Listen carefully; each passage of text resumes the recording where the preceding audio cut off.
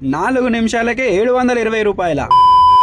Hello everyone, అసలు ఈరోజు బ్లింకిట్కి వెళ్ళాలని అనిపిస్తలేదు. అయినా సరే లేచుడే 11కి లేచిన టకటక రెడైనా స్టార్ట్ అయిపోయినా. ఇక పొంగ ఆనియన్ బోండా తిని స్టోర్కి అయితే పోయినా. సండే కాబట్టి ఆర్డర్స్ పొట్టు పడుతూనే ఉన్నాయి. స్టార్టింగ్ 5 to 6 ఆర్డర్స్ అయితే అన్ని షార్ట్ డిస్టెన్స్లోనే వేసిండు. ఆ తర్వాత అన్ని లాంగ్ ఆర్డర్స్ పడుతూనే ఉండే.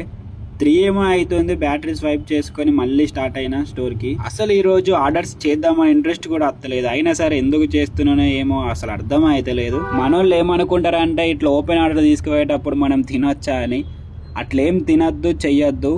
అట్లేమన్నా వేస్తే ఒకవేళ కస్టమర్ కంప్లైంట్ ఇచ్చినంటే మన ఐడియా బ్లాక్ అయిపోతుంది. సో అట్లా ఎవరు చేయకండి. సాయంత్రం 6 ఏమో అవుతుంది, పునుగులు తిన్నా. ప్లేట్ 40 రూపాయలంట. మన ఫోన్లో ఛార్జింగ్ అయిపోతుందని స్టోర్ కాడికి పోయి ఛార్జింగ్ పెడతాను. మళ్ళీ ఆర్డర్ కొట్టి వచ్చి మళ్ళీ ఛార్జింగ్ పెడతాను. ఇట్లనే అయింది 6 నుంచి 8 వరకు. సపరేట్గా రూమ్కి పోదామని డిసైడ్ అయినా.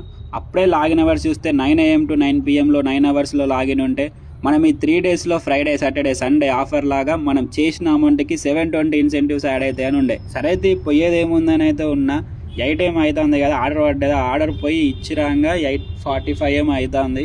సరే డైరెక్ట్ రూమ్కి పోదాం అయిపోతుంది కదా అనుకున్నా.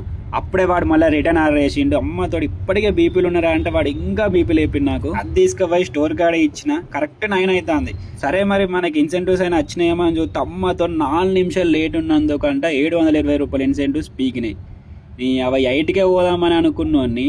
అరే ఇన్సెంటివ్స్ వస్తాయేమో కదరా అని నేనేమో 9 వరకు ఉంటే వీడేమో ఇట్లా చేసిండు. పిచ్చిలేసి అక్కడనే ఆఫ్టర్నూన్ కొట్టి అదే బీపీ మీద రూమ్కి వచ్చిన. ఈ రోజు ఎర్నింగ్స్ వచ్చేసి 25 ఆర్డర్స్ కంప్లీట్ చేసిన 8.57 అవర్స్లో.